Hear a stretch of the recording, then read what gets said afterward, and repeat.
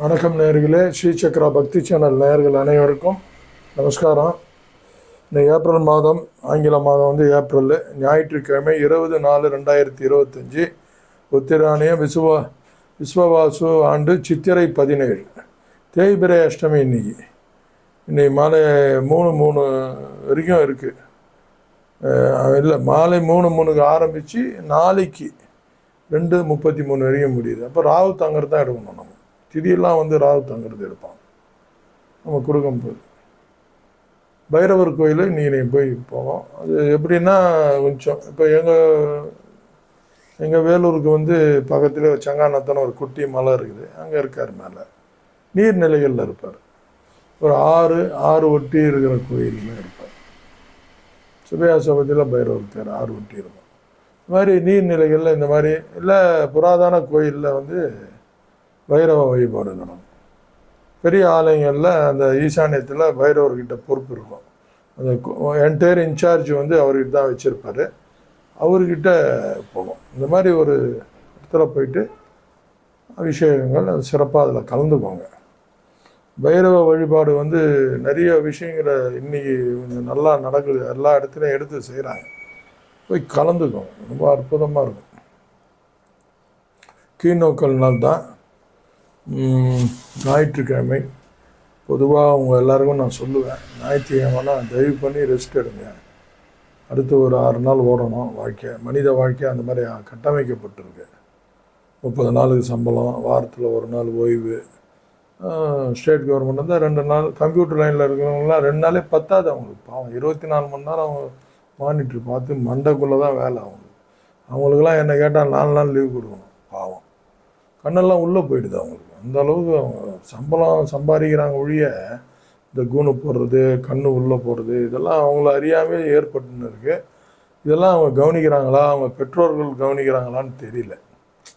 வருத்தமாக தான் இருக்குது. என்ன பண்ணுறது, இன்னைக்கு பொருளாதாரத்துக்கு பின்னாடி போக வேண்டியதாகி போச்சு. அதுக்கு அடிக்ட் ஆகிட்டோம் நம்ம. அப்போ எல்லாத்தையும் நம்ம ஃபேஸ் பண்ணி தான் ஆகணும். வேறு வழி கிடையாது. அதனால தான் நான் சொல்லுவேன், தயவு செஞ்சு ரெஸ்ட் எடுங்க. ஞாயிற்றுக்கிழமைனா கடவுளால் நமக்காக, தொழிலாளர்களுக்காக கொடுக்கப்பட்ட ஒரு இடம். பணக்காரங்களாக கூட இருக்கட்டும், பாவம், அவனும் வேலை செஞ்சுன்னு தானே இருக்கிறான். அவனுக்கு தகுந்த மாதிரி அவன் ஒர்க் பண்ணின்னு தான் இருக்கிறான். வசதியானவன் அவனும் ஓய்வு எடுக்கணும். எல்லாருமே இன்றைக்கி ஒரு நாள் அழகாக ஓய்வு எடுங்க. அடுத்த 6 நாள் ஓடுறதுக்கு நல்லாயிருக்கும். நல்ல நேரம் பார்த்தீங்கன்னா, இன்றைக்கி காலை 7:30 to 8:30, மாலை 3லேருந்து 4 மணி நல்ல நேரம். கௌரி நல்ல நேரம் பார்த்தீங்கன்னா காலைல 10:30லேருந்து 11:30, மாலை 1:30லேருந்து 2:30. இந்த மாதிரி நேரங்கள் இருக்குது. ராகு காலம் பார்த்திங்கன்னா 4:30 ரொம்ப விசேஷமாக இருக்கும். ஞாயிற்றுக்கிழமையில் ராகுகால பூஜை பண்ணால், வெள்ளிக்கிழமை, செவ்வாய்க்கிழமை, இதெல்லாம் இந்த நாட்களில் பாம்பை பிடிச்சி நம்ம கும்பிடும்போது ரொம்ப அற்புதமாக இருக்கும். யமகண்டம் பார்த்திங்கன்னா 12:1. காலாட்சிலாம் இந்த மாதிரி ஒரு புராதன கோயில், காலாட்சி, திருநாகேஸ்வரம், திருப்பாம்புரம், இதெல்லாம் நீங்கள் போனீங்கன்னா டக்குன்னு போய் பூஜை பண்ணக்கூடாது. வெயிட் பண்ணணும். வெயிட் பண்ணி ராகு காலத்தில், யமகண்டத்தில் அந்த பூஜையை அட்டன் பண்ணணும். அவங்களுடைய காலங்களில் நம்ம செய்யணும். சந்திரன் 12 மணி நேரம், சூரியன் 12 மணி நேரம், ரெண்டு ஒரு நாளைக்கு 12 hours வராங்க. இவங்க 1.5 மணி நேரம் வராங்க. அங்கே நடந்த போட்டியில் அவங்க ஜெயிச்சிட்டாங்க. அதனால் 12. இவங்க ஜெயிச்சிருந்தால் ராகு காலம் 12 மணி நேரம் இருந்திருக்கும், யமகண்டம் 12 மணி நேரம் இருந்திருக்கும். சூரியன் சந்திரன் வந்து 1.5 மணி நேரம் வந்து போகும். எனக்கு என்ன ஒரு டவுட்டுன்னா, மேலே ஏதோ ஒரு பிளானட்ஸ்லாம் அந்த மாதிரி இருக்கும். கண்டிப்பாக இருக்கும். ஏன்னா அவங்க வந்து ராகு கேது வந்து ஒரு வலிமையான கிரகம். அவங்க இருக்கிற அந்த 7 பிளானட்டையும் அவங்க டாமினேட் பண்ணுறாங்க.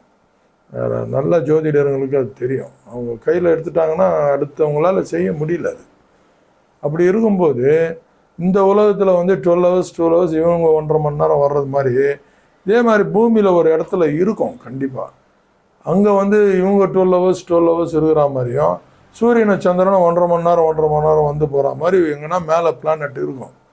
நாசா விஞ்ஞானிகள் இந்த மாதிரி நம்ம இதெல்லாம் இப்போ நல்லா தான் இருக்குது. இந்த மாதிரி ஒரு ஜோதிட ரீதியாக இப்படி நான் சொல்கிறேன். இதை யாருக்காவது கேள்விப்பட்டு இந்த பேஸில் அவங்க ஆராய்ச்சி பண்ணாங்கன்னா கண்டிப்பாக கண்டுபிடிப்பாங்க.